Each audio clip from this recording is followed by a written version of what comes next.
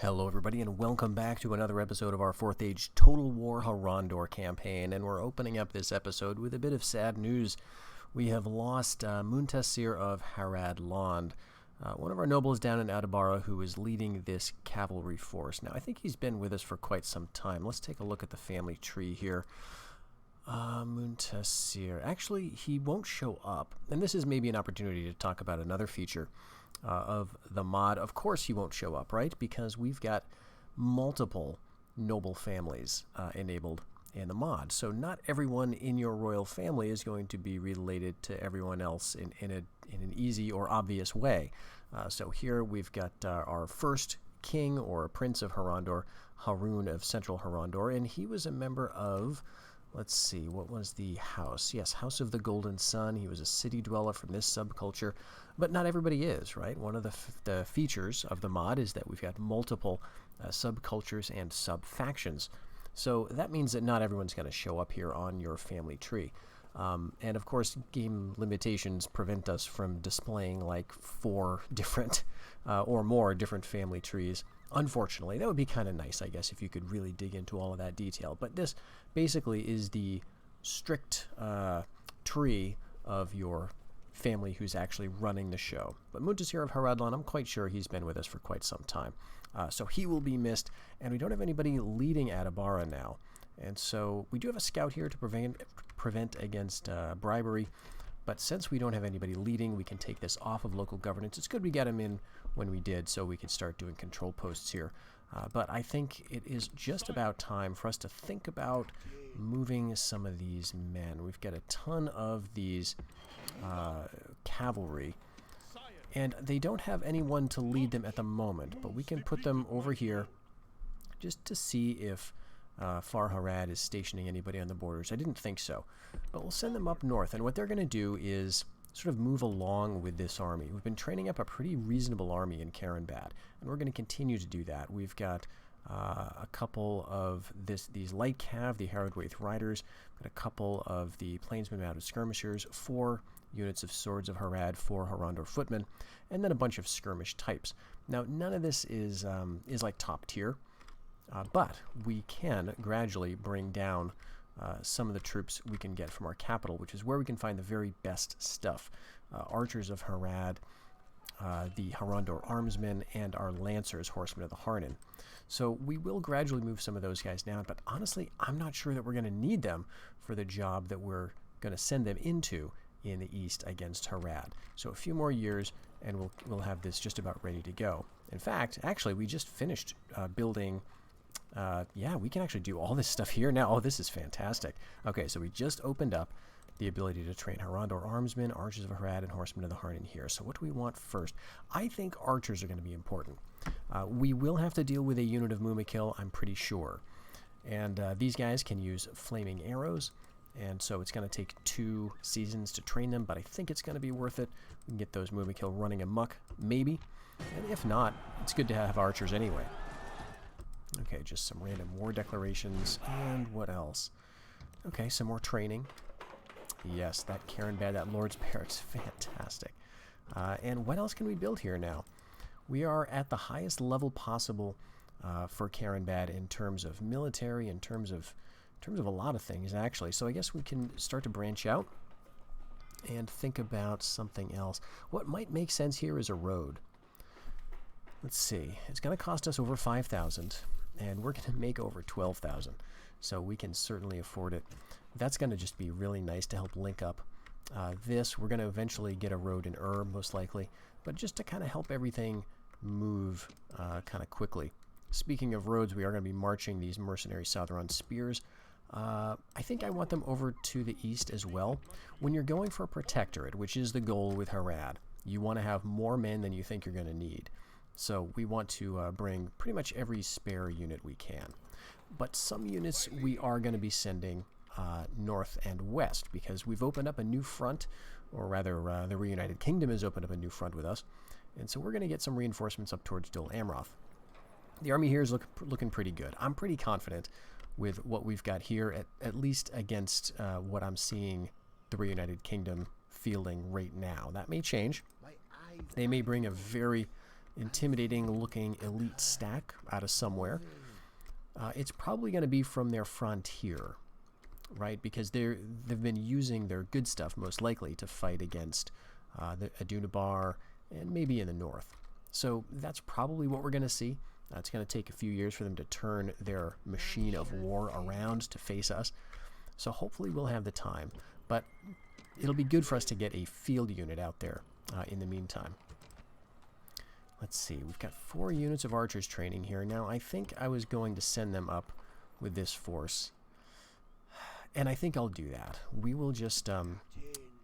we will let them build. It's going to take a very long time. But we'll let them get going. And we do have some ships. I guess we can put him right here. And we can actually make it. But we'll wait, because I don't want to send him and just leave him on the shore pretty much unprotected. So let's get these ships out, and we'll just use them for scouting, actually. Okay, we've got a tiny Numeramar with only 7 men. And then we do have this lone Corsair Marauder, probably with very few men as well. We fought this earlier, and I think we won despite what we would expect. Okay, it leaves us with 7,000 to play with, and here we have no choice but to go with the Outland Dominion. Now, this guy has gained the Lordship of Belfalis, which I think is fine. Let's see, were we sending you to become the Lord of Belfalis? Well, possibly. One of you is going to be the Lord, one of you is going to be the field commander. So maybe for now, since you've got it already, we'll go ahead and put this on local governance. Let's see how his loyalty is looking. Yeah, faithless. Okay, so that's obviously not good. Minus 15% to a lot of different varieties of income. But that's okay for now. We're just going to train spies until I feel like we don't need to anymore. So let's get you out and about. And I'm going to send you to the west, actually. We can uncover some more settlements over here. Okay, just some kingdom militia, nothing too serious.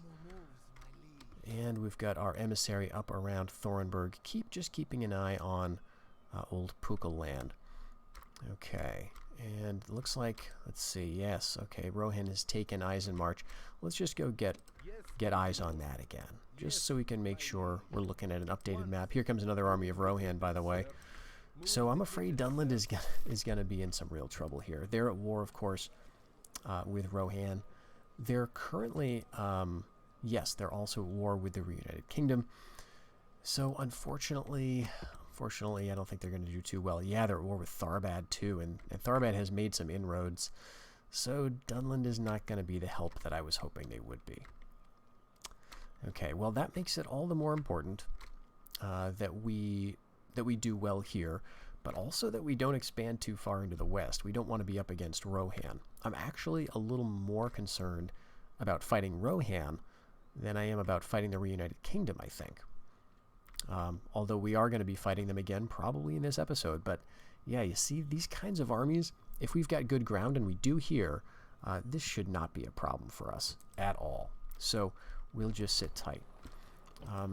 Elsewhere, yeah, I think we've spent all of the cash we can. So let's just end the season. We were sending him over to get sight on the capital of Farharad.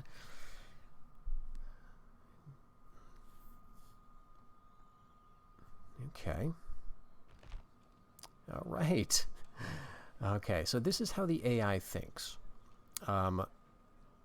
They've lost a bunch. I don't think they've won really any battles against us. Maybe some naval battles. But they have not done well.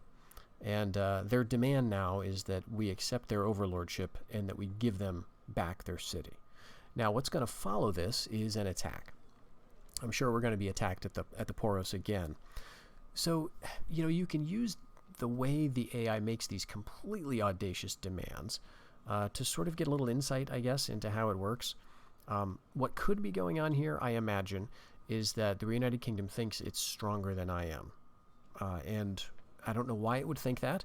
If you look at the territory, they don't have that much. We may have about equal numbers of provinces, and I've got some very wealthy provinces.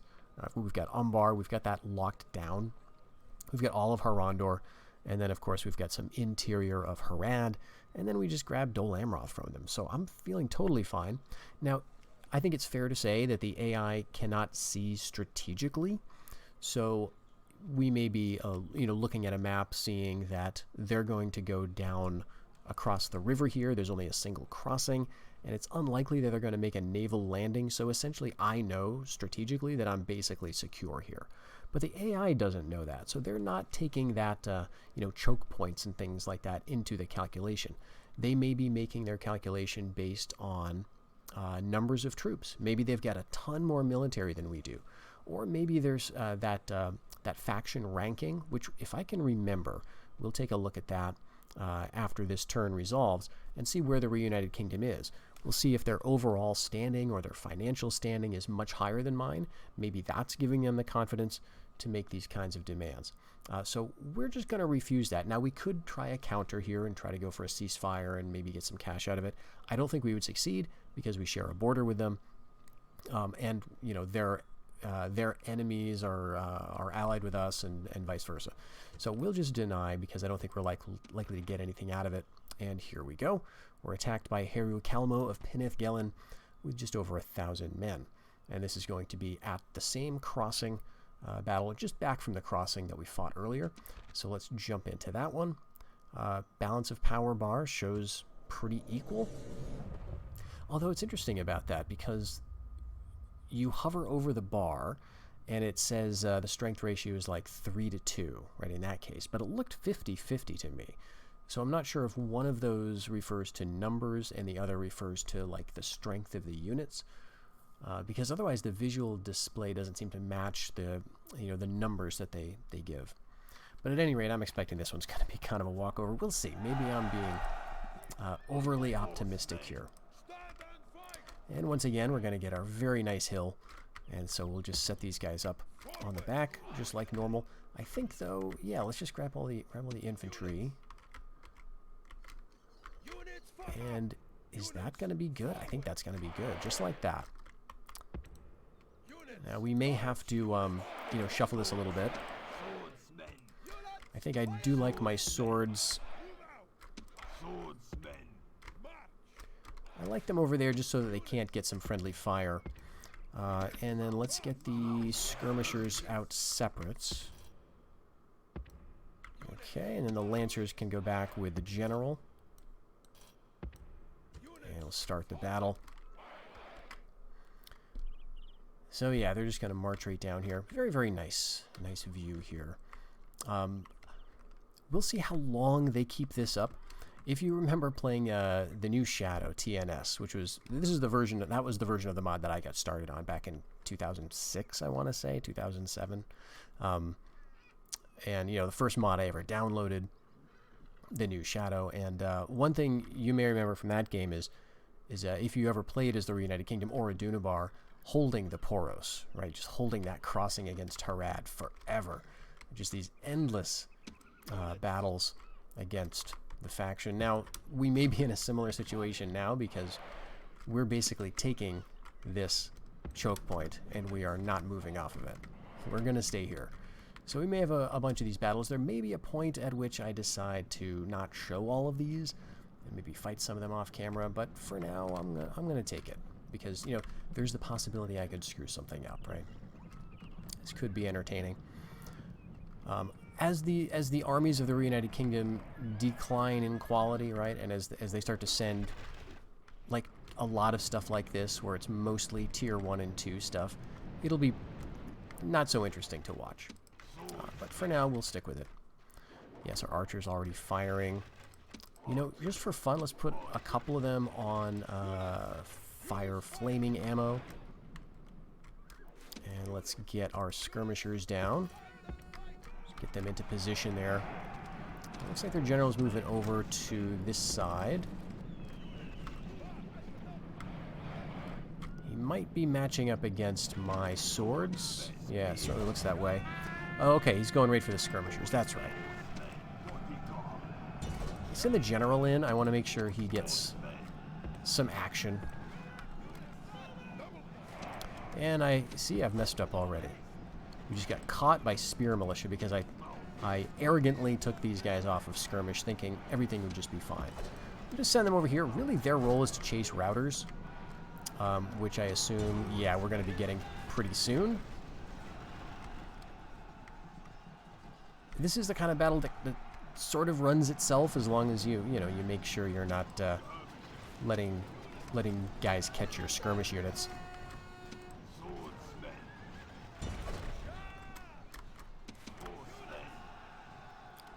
All right, let's send these guys in just to finish off the general. Yep, one, and there he goes. Great. So the general's gone.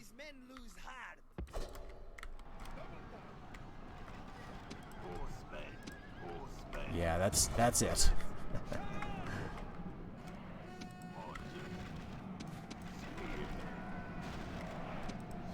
All right, now we're fighting sort of backwards here and uphill. I think that should be fine anyway. Let's take the general over there. Yeah, you see they're already routing. We've got some other men here. Oh, this is just bad. We're just melting them with our fire arrows too. Okay, so speaking of that, let's halt everybody. Stop firing. Yep, you guys can actually do that too. Take you off, yes.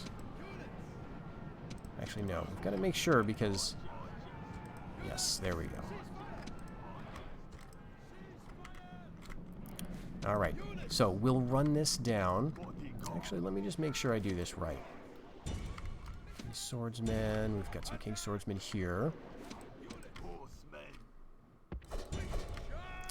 And where's our Lancers at? Yep, we'll go there and there.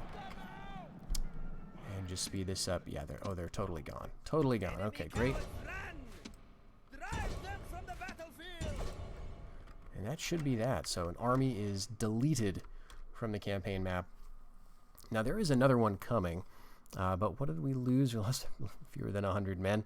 So yeah, pretty good results there. Now, you know, I could have done a little bit better if I'd paid a bit more attention to my mounted skirmishers there and taken a little more time with the micromanaging, I guess. But not bad at all. And we can just keep retraining these men as we get them. But yeah, that's where they're sending their guys. They're going to batter against that part of the map for a very long time indeed. And this is good, right? This is allowing us to build up in Dol Amroth. And as long as we can keep winning these battles, and I think we can, then that's going to buy our Western army a whole lot of time.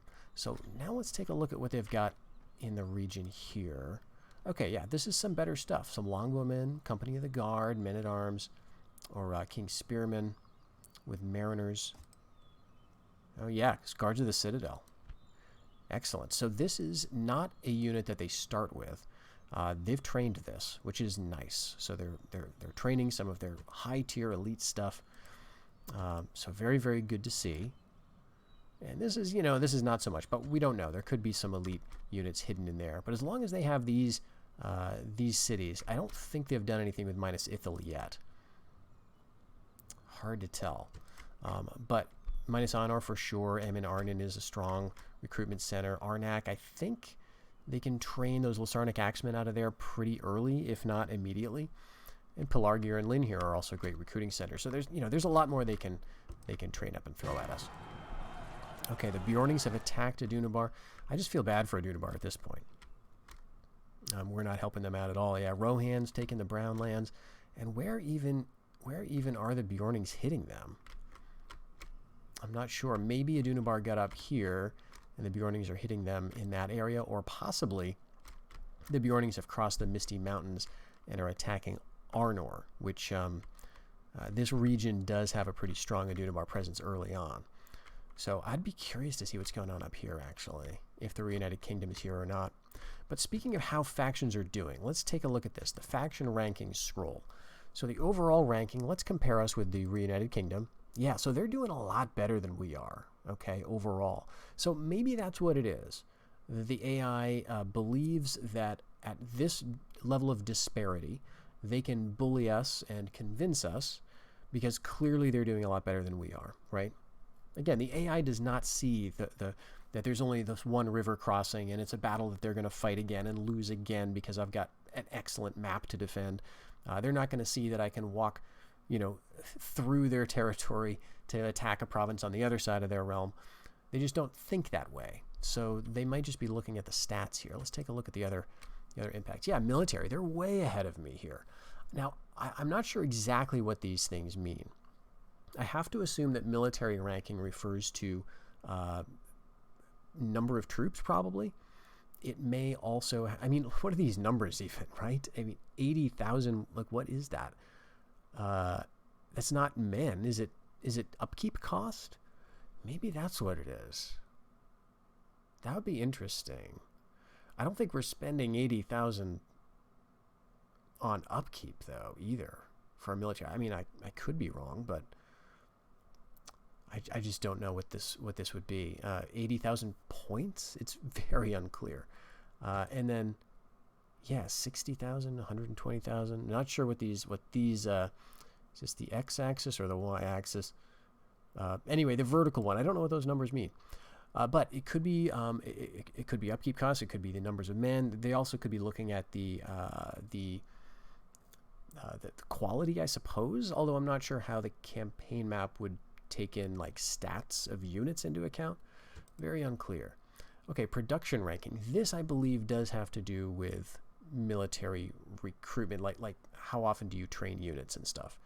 So they're taking a bit of a dive now, and we're starting to eke upward because we're training a lot more, and they're training less because they lost Dol Amroth. They may have lost some other territories, or they may just have started to run into financial problems. Let's see, territorial. Yep. Okay, so again, they're well ahead of us in that territory. This, I've got to assume, is numbers of provinces, right? So we own 17. Yeah, that makes sense. So they're like at 28 or so. Okay. And then financial ranking, we're way ahead of them, which kind of doesn't surprise me. So, and then population, they've got a bit more but their population is decreasing rapidly. This is also not a surprise, as the AI will tend to like panic produce. Okay, and overall, yeah. So from the AI's perspective, they're doing very well. Now let's throw Harad into the mix here. So this is Harad overall. So by their logic, we might be in a position. So this is wait, what's Harad? Okay, yeah, that's Harad. Military ranking is like half of ours. Oh yeah, production ranking is down to nothing. They're not doing any training. Territories down to like 2, literally. And financial, they're down to the bottom. So we could, I guess what I'm saying with all this is, if the AI considers those types of things, which I think they do, then this is probably a good time to get them to be our protectorate. But it's not only that. If it was only that, then our offer from the last episode might have worked. But it didn't, because I think they do need to be pressured militarily as well. So we're going to work on that. Okay, we trained an emissary. Oh, wait, what happened to him? Okay, he died of old age, presumably, which is really unfortunate. So we need another spy up there. Mubi is attuned. I think he's in, no, Harondor. Okay, so we took over in Harondor. That's good. And Jabari got the captain ranking. Okay, this is again just for his rank, nothing else. It doesn't affect his actual skill. And okay, that's a spy. Okay, great. He didn't get killed, but at least we got kicked out. The United Kingdom is most advanced, and we lost a bit of money, training, and everything. And we did just a great job in that last battle. So very, very nice. Okay, really happy that Far Harad is just sitting still. That's great. And up here, Harad is moving in. Is it time to move now? Yeah, it might be. Alright, yes, we've got one more season. We'll have an archer unit, and then we'll assemble a force. And I think we've got enough men here in the area now to hold off potential aggression from Far Harad, at least from Karenbad. Now, we may need to scramble and move some guys back down to Idabara, just in case. But this army, I think I'm going to keep it out and loose without a captain. There is a bit of a disadvantage to that, because I think the movement points for generals are just a lot better than they are for captains. So we're not going to have quite the mobility that we would otherwise. But we can use it to take out like this kind of stuff, right? These tiny stacks, and plunge them back into into their settlements. So we'll just start the pressure. Start putting the pressure on. And let's do another skirmisher unit. And here, let's go. Okay, right, we're doing archers there. Okay, but we can build here, and we've got 13,000 coming. So Rad Harnin, I think we want to go with more income stuff. We do have a financial policy here anyway. Let's do. If we do a great market, we get an advanced spy. That might be nice. And how old are you? How much time do we have? He's middle-aged. Okay, so he might be. He's our new faction leader. He might be pretty good in terms of getting some more buildings out of him before he dies. Let's go ahead and go for the big spending money with the extra 200 from farming upgrades. And here, yes, we'll just keep training those. I don't think we need to retrain anything here, really. Everything is looking good in terms of numbers. And they may take another season or two to bring down more troops. But they do have very good movement points. The roads here are pretty nice. So they could get down here next turn. We may do another battle there. Okay. Dol Amroth. We're just building. That's fine. Okay, here's Pinnith Gellin.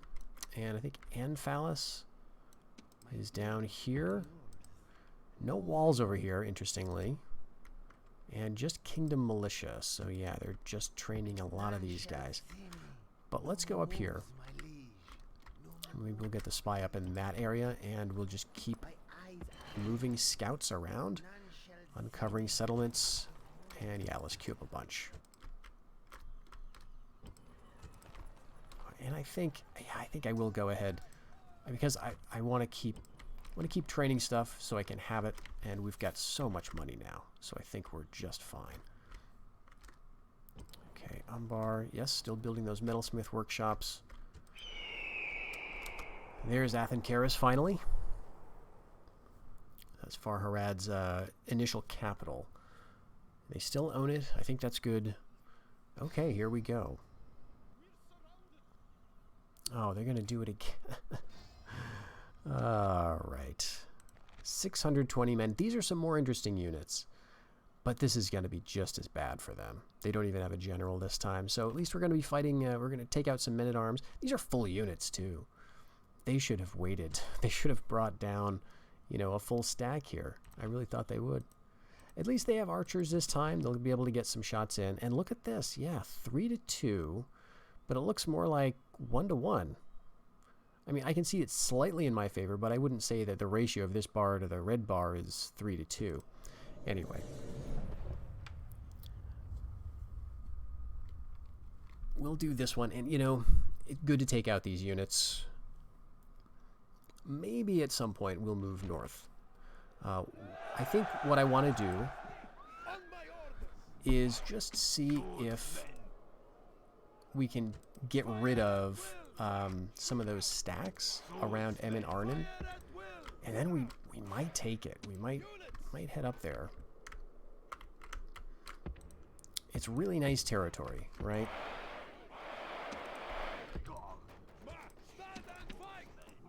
I mean, Emin Arnon itself is going to be very well built up.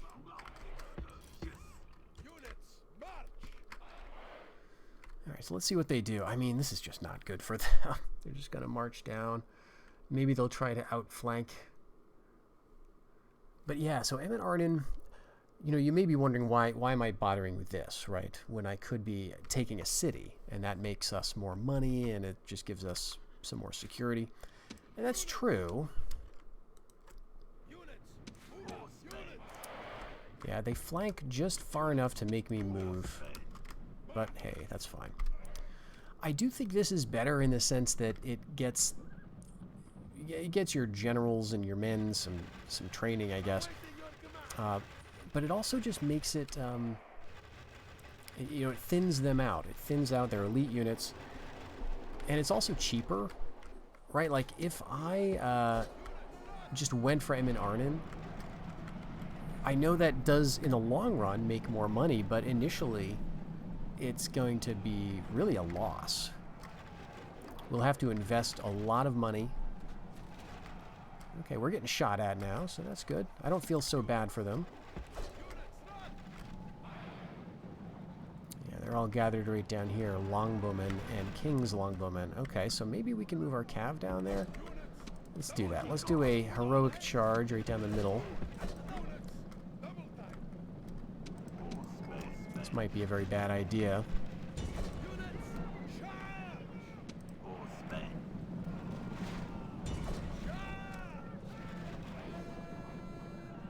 Yeah, men-at-arms trying to outflank, but that did not work out. It could have, had they committed, but... Alright. Wavering. Okay, let's go ahead and just send them in.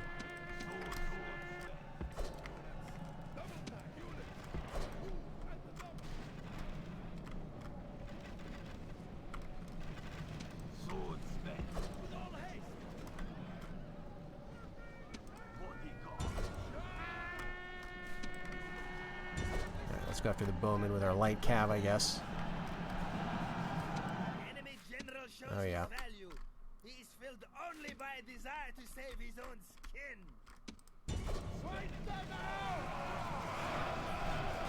There they go. The men-at-arms. Chase them from the field and give them no rest or pity.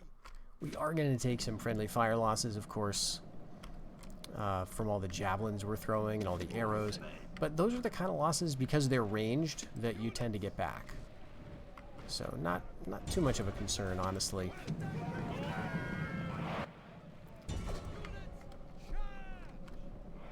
Let's go over here, just to avoid the arrow fire if we can. And why don't you guys halt, actually?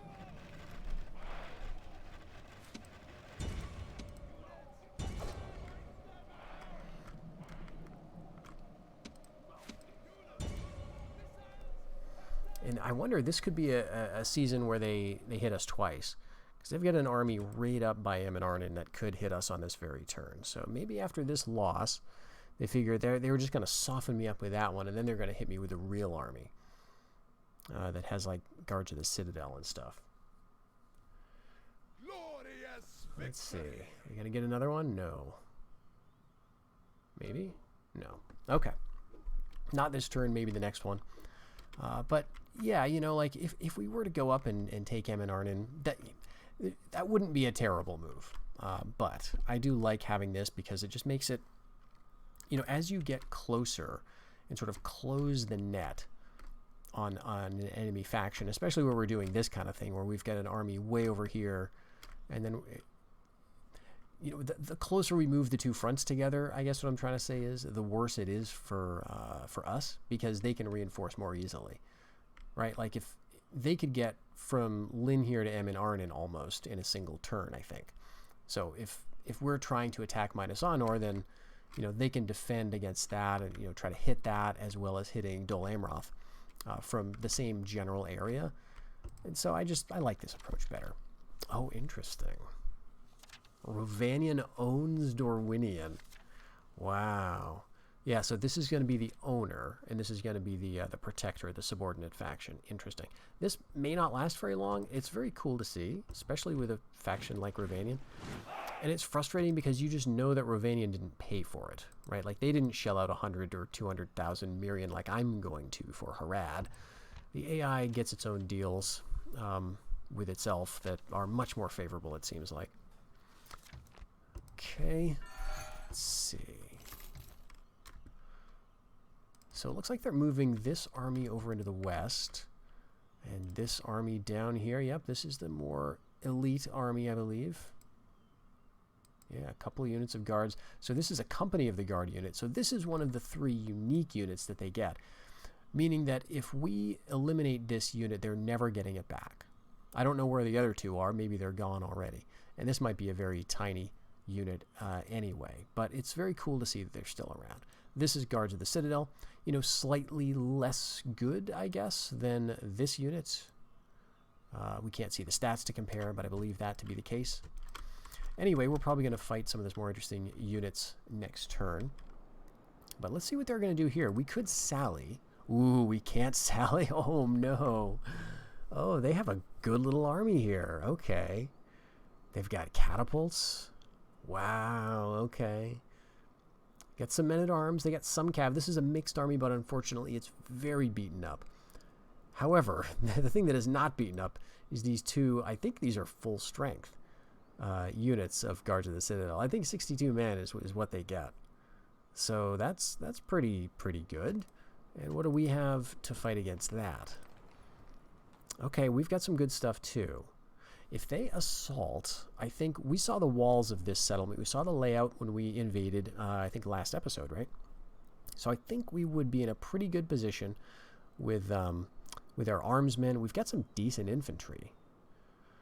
So I think we could hold out pretty well. So I'm tempted to just wait for the assault. Now, unfortunately, this is going to be a big delay for our building and our construction.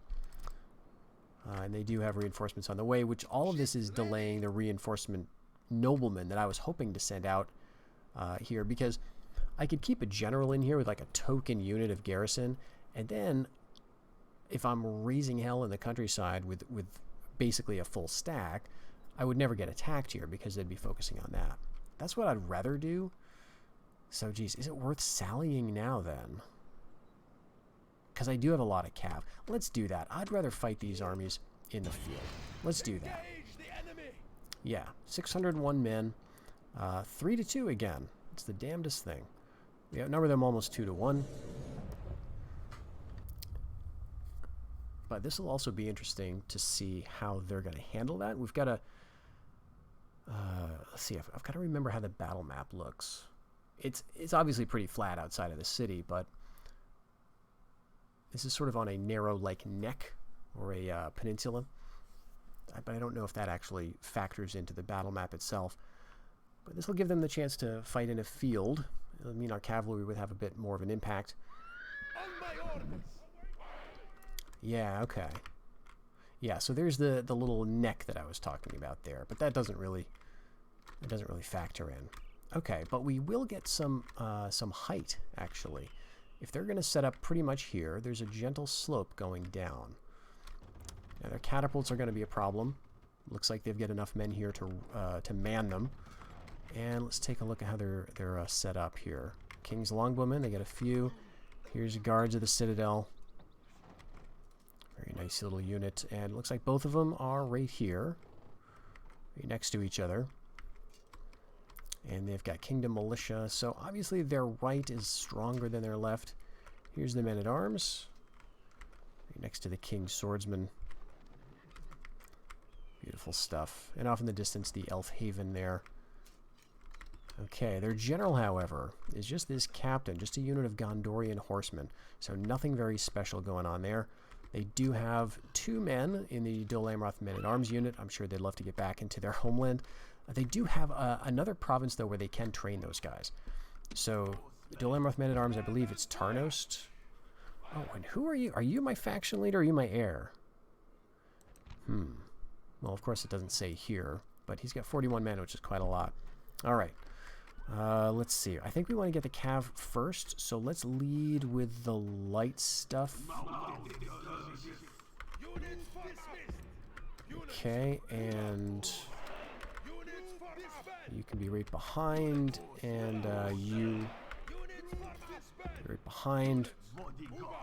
Okay. Now, unfortunately, the gates here are, I think there's only 2, and they're on opposite ends. Yeah, so there's one over here on the complete other side. So I think, you know, theoretically, I could send one unit out around and go all the way around the city. I don't think that's a great move. They're just going to be so tired by the time they get over here. All right, let's make sure you're all on fire at will. Okay, so here's what we'll do. We'll just start up, and we're going to take you off skirmish because we're going to have to maneuver. Okay, they're moving. That's right. That's right. That's what the AI does. This is why sallies are a good idea, because the AI maneuvers. It doesn't just stand there usually. I think sometimes they might, but usually they try to get over to a corner of the map, and so that allows you to come out and harass. And I'm going to set up right near them. So we should be able to get close with our... yes, we're doing some damage on the men-at-arms already. Ooh. Very good. We'll just keep dragging them over here. And let's see. The difficult thing is when a sally is happening, you've got to deal with trying to get out of the gate. And usually that's not that awesome.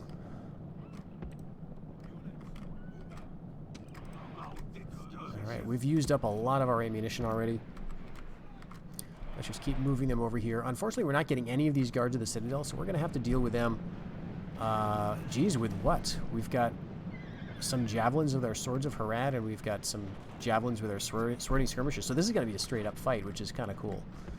Usually I would try to shoot these units down. Their armor is good, as you would imagine, but they don't have a shield, so they seem like a bit of an easier target to deal with like javelins and even arrows. But we do not have any arrows. We're plumb out.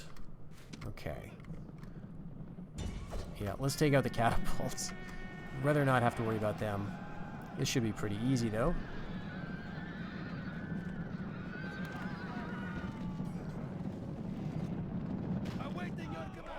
Yep, that's it for them. Now, the other thing that they might do is just decide to leave at this point. So let's get our men set up here. And yeah, we can set up kind of like that. Yeah, let's bring our heavier infantry slightly behind. And our skirmishers and our spears, I want them kind of out roving, I guess. Alright, used up all the javelins now, so let's bring these men over. Out of the way, we can use them to just hit archers. And this is, we're going to be under arrow fire. Oh, and they're sending the Dol Amroth guys after me. Okay. We'll see if we can sucker them in near some towers and take care of them that way. No, they're not falling for it. Okay. Fine by me. So let's just speed this up. And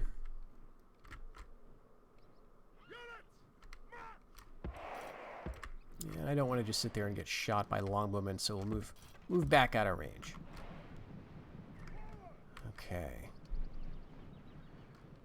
They're bringing their general out. One unit of guards of the Citadel. The other's going for our lighter cav. So let's put them on skirmish. I'm pretty sure I'm going to lose track of them. Nope, just recalibrating. Okay.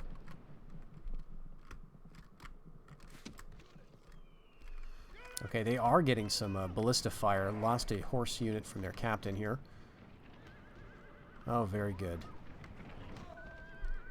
Oh, there goes one of those Dol Amroth men-at-arms. Oh, those ballistas are brutal. Okay, they're going to bring the bowmen up, and they're going to defend them pretty well. We've got some swordsmen, some militia. I mean, theoretically, I could handle it, I think. Let's go into these trees. Let's see, are they going to fire? They could possibly hit me from here. Let's see if they start firing. Nope, doesn't appear to be. Okay, so we'll just work around the flank with those units. These guys, yeah, can stay here, I think. And let's move over here. Let's just see if we can make them a little scared.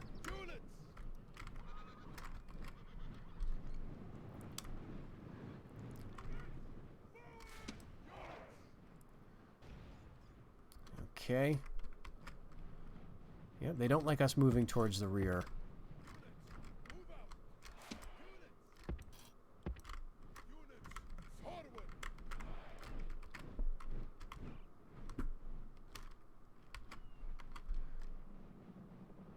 Alright, they're already utterly tired. They raced over to this corner, and now they're exhausted. Great.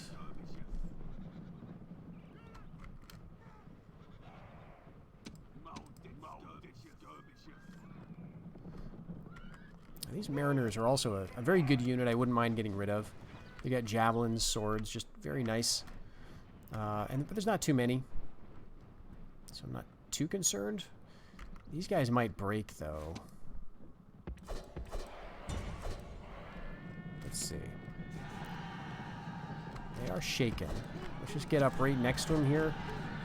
See if just the presence of so many men right near them is going to be a problem. Surround them. Nope, it's not working as fast as I would like. We took out those mariners though, didn't we? It's the bowmen of Gondor. Ooh, this feels bad. I think we gotta pull out. Oh no, there they go. All right, pull through then. Hit the bows. Okay, great. This is perfect. Let's pull way out over here and here. We're gonna get some nice throws. Let's see what we do. Oh, beautiful! Oh my gosh, look at that carnage. Oh my gosh. Wow. Okay. Oh yeah, you better head for the hills. Oh my gosh. Look at that. Alright, let's not get hit by our own ballistas. They do not like any of that. Let's just go and see if we can take out some swordsmen in the back. Alright, we're not gonna take the guards of Citadel on with cavalry, but that was awesome to see how effective our javelins were. I mean, how disappointing must that be? They're guards of the Citadel, right? The most elite soldiers of Gondor. Taken out by, like, some guys with spears and, you know... They got swords, but it was the sticks that did the damage there.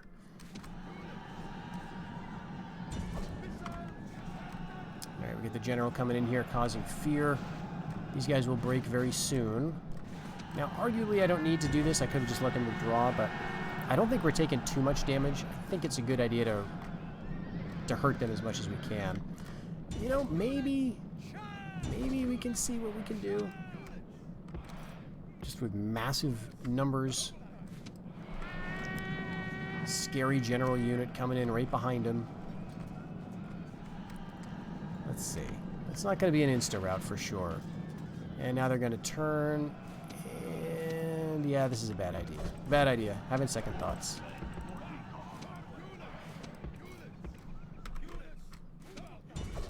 These guys, though. These guys. So we could actually, maybe we could make this happen. We just pull around, right? Because we broke them. Sacrifice, hit them in the back, hit them in the back. Kind of like that. 60 men, but what does this charge do? Ooh, there we go, yep. Yeah. I mean, we're taking losses here, no question. Wow.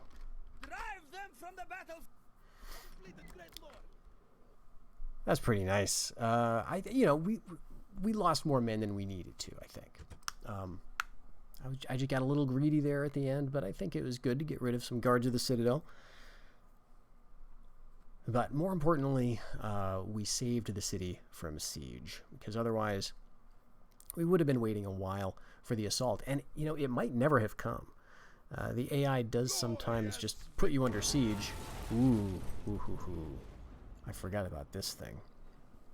So you've captured a battle standard, probably from those guards of the Citadel. So those units, I think every unit that causes a morale boost to its own men has that sort of, I think it's an eagle, or it was an eagle in Rome, a legionary eagle, right? And so that's what this mechanic replicates.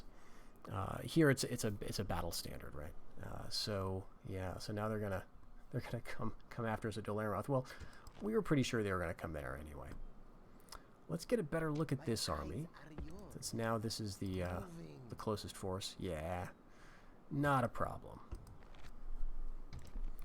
And we can hang out, train some spies like we are. Send one of you out of here. Let's go this way. This is pretty decent. What do we got going on over by Ethring? Okay, Tarot Star of the Ether. And yeah, just a Knights of the White Tree unit. We can't see his traits. That's fine. Okay, not too much else up here. I think there's just these three cities, and then Mornin, and I don't think there's anything else in between. So I think we've uncovered all of the settlements that the Reunited Kingdom has. But let's get this spy through here, because I saw last turn we have a 100% chance of success. So we can set him in here, get him out of here. And actually, what were you? I'm kind of curious now. Okay, you basic bodyguard. It wasn't a Dol Amroth Knights unit or anything.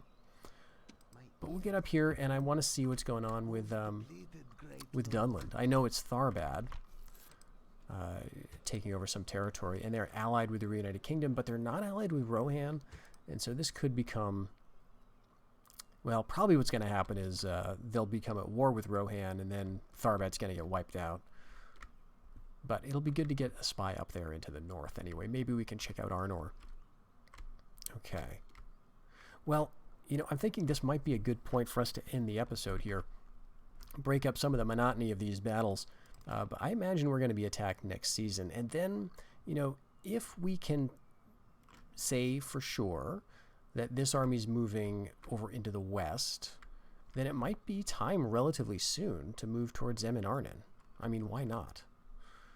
I mean, we can continue to beat them here, but we've got the money and the resources that we could go up here, take Zem and Arnon, deny it to them, and start doing some trading with ourselves down the Ithil road.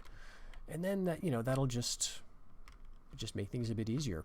We will have to, in the next episode, give a bit of thought to Harad.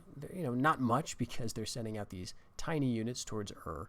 So we'll be able to take them on and defeat these units. But we do want to have a couple of stacks, 3 stacks, you know, to send east to really get a protectorate. Because part of this dance is I don't want to extend any borders with factions like Khan.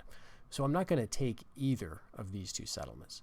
So that means I have to have them under siege, and that means I need to have armies kind of just ready to go, and also, you know, theoretically enough men around Caranbad and Adabara to hold off aggression from Far Harad should that arise. I mean, we're still allies. We've been allies with them since the beginning of the campaign, but that can change, as you well know. Well, thank you very much for joining me for this episode. I hope you'll stick around for the next one, and we'll see how our war against the Men of Gondor progresses. Until then, everybody, take care.